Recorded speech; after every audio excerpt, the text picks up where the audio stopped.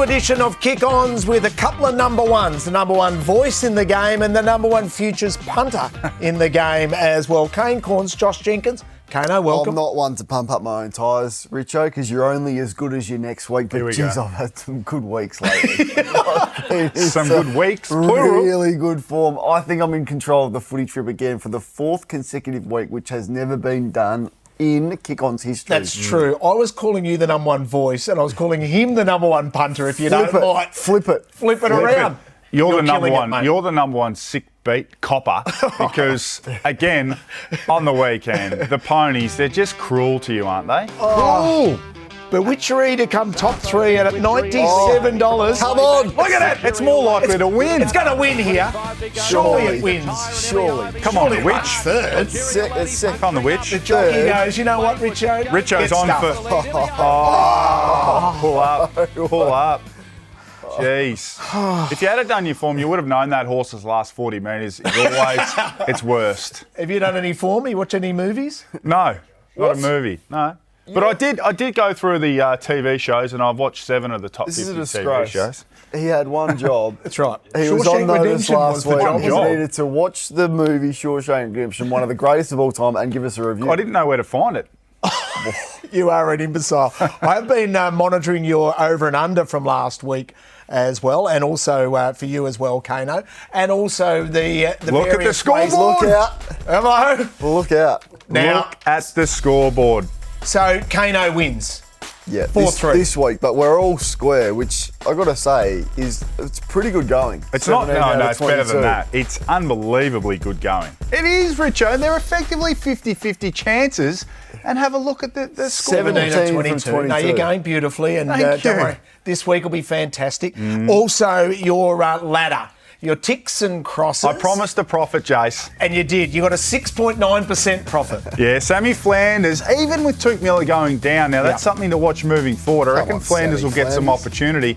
Josh Dacos, thanks for coming. I actually thought he was the one most likely to let us down at three-quarter time. Three-quarter time, was it? Decided to have nearly 20 in the last quarter, and Noah Anderson helped us out as well. So 62 cents profit there, Jace. No, well, 6.9% profit on turnover is the way that I like to go. Now, also, I need to declare my hand here. I let down not only you two, who I love dearly, but my family as well, and our greater family, because we had our new markets multi. We did. And my man, Finn Callahan, all I wanted was 4 marks. He had 29 possessions, and he only got 2 of them from marks. Not a marker. He's a handball receiver. Come on, Richo. But he couldn't get to a little space and just get a little, Well, it sort of serves you right, because you've been very aggressive at me for letting us down at times in the team multi, and hang this week head it in was shame. your turn. I'm down. Your head in to it. Now, you are the guru when it comes to the futures. You've had so many future bets, which now... I have had a lot, yes. Which are now looking very lucrative, mate. So let me blow some wind up your skirt. Yes. Because Noah Anderson at $34 to win the Brownlow looks Second favourite, third favourite for the Brownlow medal. Sheasel. A couple of misses in. All right, we'll just look past that. Ball. Brisbane Lions to win the Premiership. Levi Ashcroft there at $4. What about that one? Sydney and Carlton both to miss the top 8. That was put on before the season started. That's good. Jezza Cameron, $12 for the Coleman. Jezza Cameron, most goals per game at $10. I tell you what, I did fire a few bullets off, so, scattered a few, but a few have hit the target. You are going really well. Not yet. A few might hit the target. Jeremy Cameron, Coleman medal. Might hit the target. He's looking a bit sore, that groin, who knows. A lot of footy left to be played. Follow us on the feed. That's why he's got 16,000 followers, JJ, and that's why Kane and I have only got 10,000. Yeah, I'm happy with 10. Yeah. I gave you a year head start and gone past I've had a spike after my recent run of good form. Enough looking back. Let's look forward and try to find some future winners. Hey, Friday night, set this up. Brisbane versus your Bulldogs, who need to deliver against a team above them. The coach that does less with more. Here we go. No coach does him alone. less with more. What was it, the Ferrari and the Camry? A good opportunity for the Bulldogs to bounce back. They've got all the tools to be able to do that. Zach Bailey is a big out for Brisbane with that ridiculous suspension, so he won't be there. And I think Western Bulldogs tools will trouble them. So clearly there's the price. I'm not sure that's quite fair. It's almost... not quite a 50-50 game, but with the talent in the Bulldogs line up. So you take the 250 the stakes, yeah, absolutely. What about, I might take the 450 from the miss the 8. No, they can't miss the 8.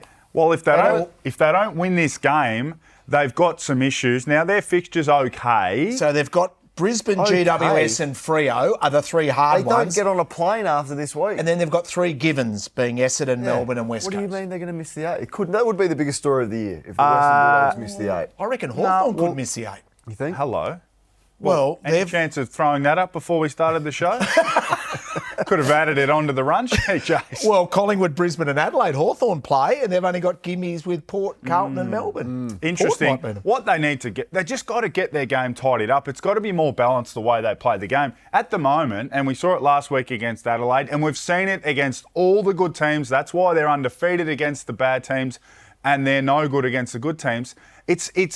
It's to steal a line from Ed Langdon. All duck, no dinner. Yep. If they win it, chain it out through Richards and Bontempelli, look magnificent. If they don't win it, she's going the other way, and it's 6 every time. So that's on the coach, and that's on the method that you play with. So it is, you're right, they're so aggressive with their ball movement. When you turn it over, you get scored against heavily, and they leak, and they're defensively poor. So there you have it there, 8-0 when they win the score from turnover. So that's a key stat clearly on Friday night. And 2-7 when they don't. So you've got to find a way to level that up, because the game is about turnovers. You can't limit turnovers in AFL footy, because particularly the way they want to play offensively. So they're going to have high turnovers in their games. They've got to... Now, if it's, instead of being in 5th gear all the time going forward, maybe it's just pull it back to 4th or 3rd so you can be a bit more set up behind the ball. Hey, Richo, I was impressed with Brisbane.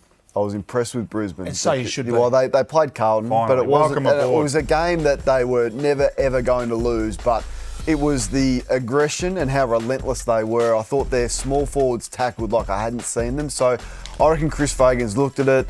Where can we improve? Our pressure was poor, our tackle numbers were poor, and they just came and went whack. So the frontal pressure, but it came from everywhere, and then their ability to put maximum damage on the scoreboard off that. So I think they're just getting it together at the right time. This is a good test for them, though, at this stage of the year, the Bulldogs. I've been saying it all year, Richo. This is a team who has been competing for the Premiership for 5 years. Correct. They know the period of the year when it's time to say, right, let's go. Let's up our game. And those stats we showed, they are Premiership stats. Locking the ball in your front half, not allowing the other team to get it out, repeat inside 50s, which builds pressure, forces opposition teams to give away free kicks, and that's how they score. Like they just suck the life out of opposition teams when they play that. They haven't been great at home this year, which is strange. Really, but they know it, and really they've identified it, and yeah. they've talked about it, so look out. So a 2-goal line surprised me. We're at the 30K mark of a marathon. You've done that. Yeah. Okay. It's now time to move, and I reckon Brisbane are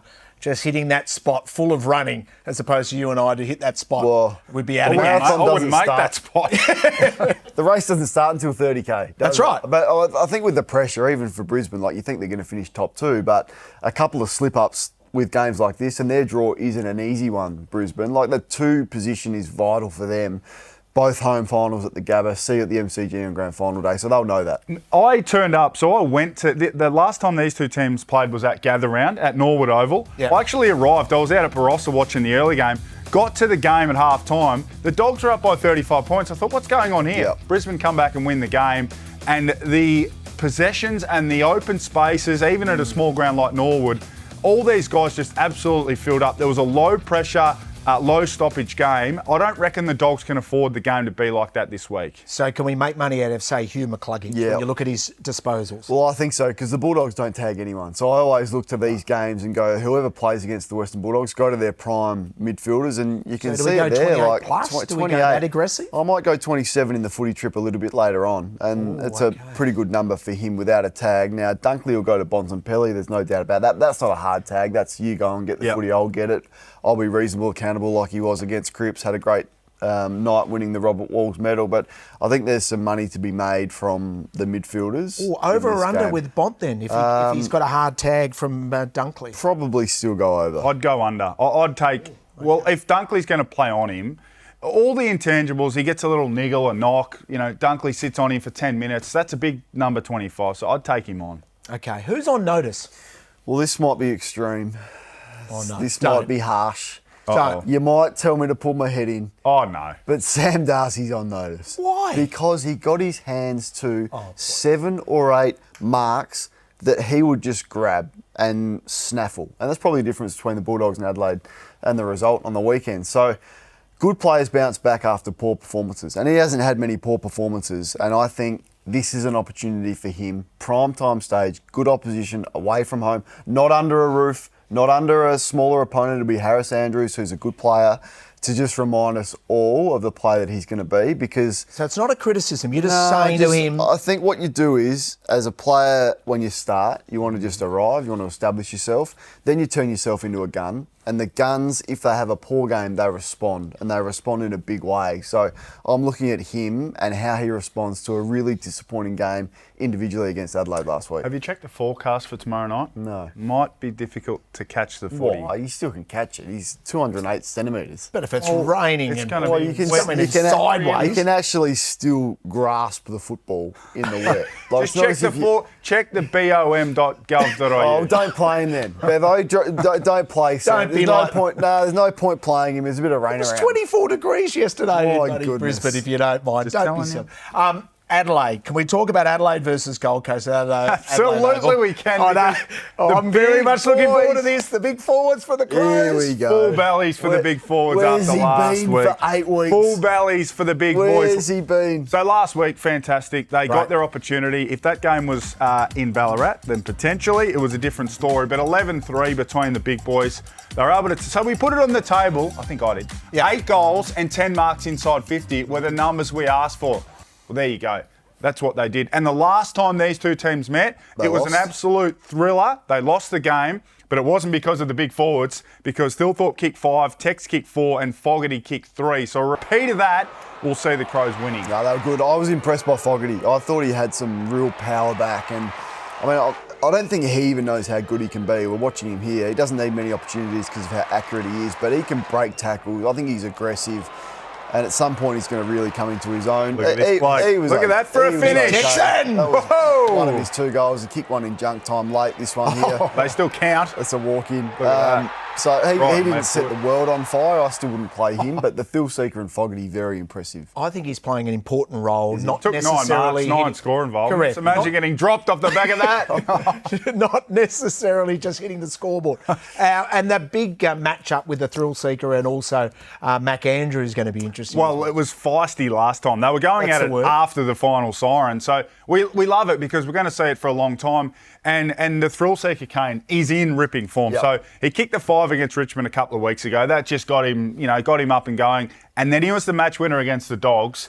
Now it is on Mac Andrew to say, I see you, Riley Thilthorpe. I know how good you are. You took me to the cleaners last time. I'm going to beat you this time. Yeah, and when you put it out there like Mac did after this game, so this he got the hand in there and had some good moments late to save the game, and didn't he tell everyone about it? When you do that and you put yourself out there, you've got to perform. So this will be on. There it is. There's the vision. And it's great. It's great for the game, I think. Yeah. No, I think he's probably eyeing off 3 to 4 plus for Thil Seeker.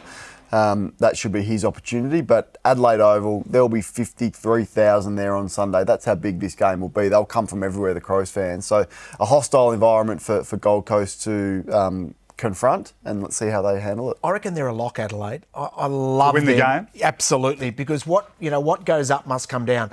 Gold Coast built themselves up so much for the Collingwood game.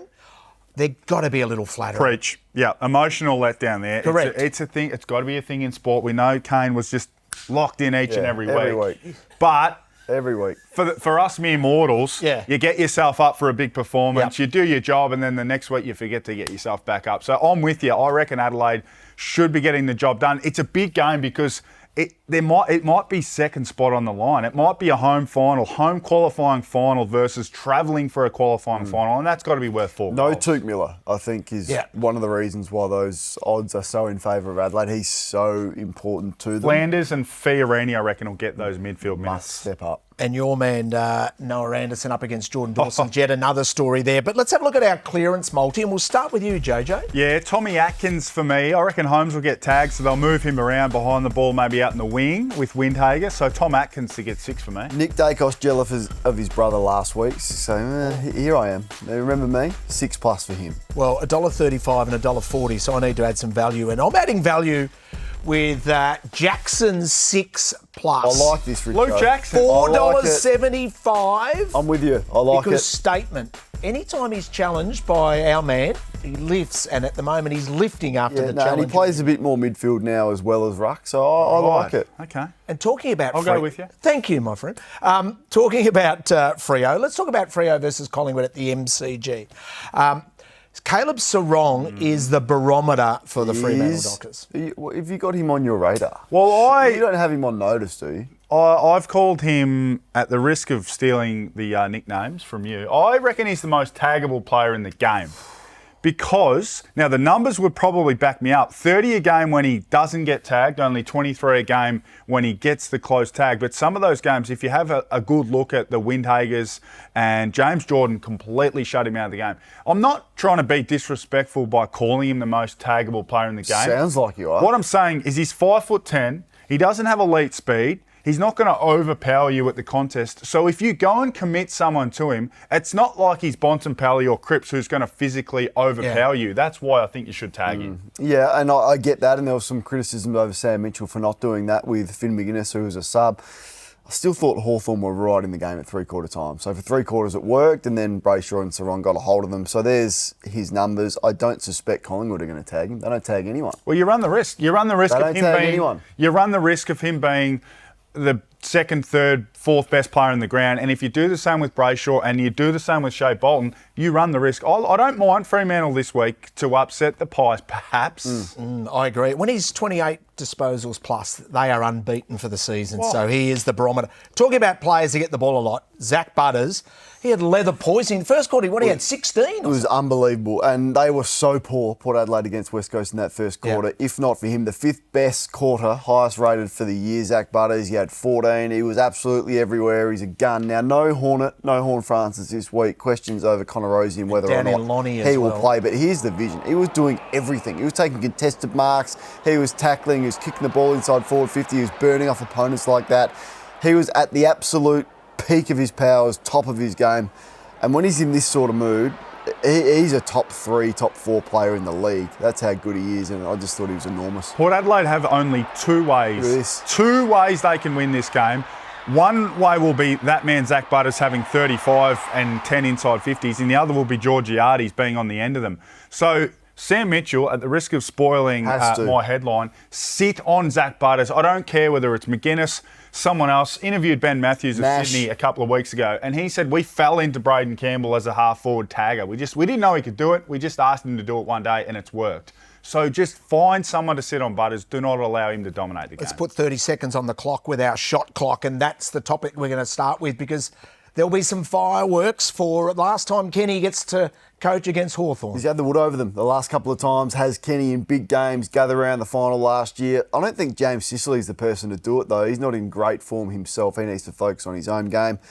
I think we build these things up. Might be a bit flattening. Good chance for Sicily to bounce back too. He's been a part of the the riff-raff, so he needs to bounce back. What about Harley Reid? He's always on the tip of our tongue. Just pull your head in, Harley. That's all he's got to do. Just worry about getting the footy. Don't worry about the off-the-ball stuff in the face of the opposition, talking to the crowd. Just go and win the footy, which you're very good at. Totally agree. We're at Toby Pink. We gave him his flowers a couple of weeks ago, and now, 17 in 3 weeks. Well, look, if the midfield are going to not defend at all, he's going to give up another 17 in the next couple of weeks, because at the moment their midfield just don't defend. It wouldn't matter who was back there, your man Bruce Dool or your man Stephen Silvani, they wouldn't stop Callum it either. Wilkie, because the Roos mids just don't put enough pressure on the game. On behalf of the Flying Doormat, I take umbrage to that. Grundy must be in all Australia. In the conversation, been very good. And what about this week? No Cherry, who probably can't be an All-Australian now. It's probably like a Callum Coleman-Jones with a bit of help from Jack Darling. So, hello, same game multis, B. Grundy in. Are you worried about danger at the moment? Yeah, I am a little bit. I think he's a bit sore, and it's the worst game I've seen him play for a long time. Look at his numbers, 7 touches, contested possession was down, kicking efficiency. I thought he was a little bit selfish when he took the advantage and tried to kick a goal.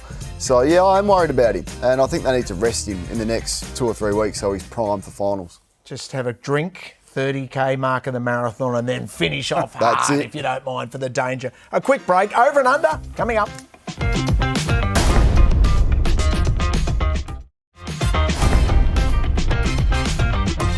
We're playing overs and unders, and at the moment, the two geniuses are locked at 17 out of 22. Let's get it on because you don't get along, and let's start with Lockie Neal. Kano? Well, they're playing the Western Bulldogs who don't tag. They're not very accountable through the midfield, so I think he goes over. He's been good to me, Lockie Neal. Agree. His numbers are really solid against the Dogs as well, and we know that there won't be a lot of time put into him. So you've got to go over. So 26.5, we're going over there. Ed Richards? Well, I'm going over here as well, and I was surprised our man's going under. I'm interested in your thoughts as to why. I think they'll put some time into him. Really? I know they don't really clamp. You've got options, so Dunkley is an option. Berry's the other option, who's got the running power to go with Ed Richards. I just think at the number, he might have 24 and play a good game, but I'll still get the job done. So I'll just take the under. Okay, so you're differing there. What about McKercher? Well, I'm going to go under because I think they'll put some time into him. Sydney, I think he's the one that Bear Jordan will go after and just restrict him a little bit. I mean, it's hard because he takes so many kick-outs and gets a fair amount of the footy, but it's still a reasonable number if he's got some attention on him. It's a high number. I think either Jordan or Braden Campbell in the front half, so I'll take him on as well. What about my man, the speedy one in Max Holmes? We differ here as well. So I've been burnt by Maxi. I've gone under a number of times. They're always wrong. So I'm just not going to be burnt again. I'm going over. It's a low number. Windhager has taken him to the cleaners. So hopefully if Windhager goes to him, he goes under. Can he run with him? Yes. Yeah, he's a good runner, but Windhager's been getting a lot of the footy himself. Yeah. So I'm not sure Ross will go there, but it's interesting. Matty Rao, fresh out of speed school. Over. Flying at the moment. Yeah, absolutely flying. They'll kind of send Sam Berry to him. It won't have an impact. He'll go over. 23.5, that seems a little low for mine. Jordan Dawson, maybe this is, it's a big time for him to say, I'm a Brownlow contender. We're doing Jordan Dawson every week. You keep picking Jordan Dawson. Because he's always a straightforward selection. I'd love it to be 24.5. I just feel a little bit better if that number was 1 or 2 possessions lower, but I'll still go over because I don't think they'll put the time into it. It was 24.5 last week. It's 25.5 this week. I'm still going over. Okay, well, let's have a look at the tail of the tape between you two. So we are getting going to value there. So, look at that. Oh, hello, Kano. Who do you like there? Imagine having a week where you got them all right. That would be magnificent. We both had that.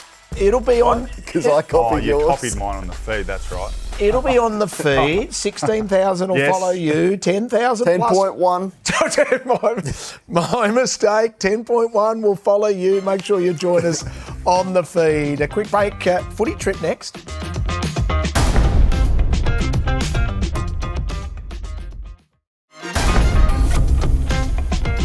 Papers have dropped. If Sam Mitchell chooses not to tag Zach Butters, no longer a genius. Don't doubt the genius, but are Collingwood wobbly? They will be, and that'll be the headline if they lose to Freo. 3 super games on Sunday is going to be epic. Footy Trip, we're in your hands again. For the 4th week in a row, is it? 4th week in a row. Hugh McCluggage, 27 plus, loves it at home, won't get tagged, and I'll have it for the 5th week next week. I like that. I love it. Now, let's put some goal kickers together as a rule. Let's go, team. The Charles Royce against a wounded Port Adelaide, and some crab will play on him, so he'll kick 3. Charles will kick 3 and bounce back. 3? What about 1? He hasn't kicked a goal. Shush. I was playing Tyson Stengel, back in the team, goals galore. $24 for that multi. You've been outstanding. You've been elite. I've been fair. Crabs all around. I hope you've enjoyed watching. Kick Ons. See you next week for what should be a huge show.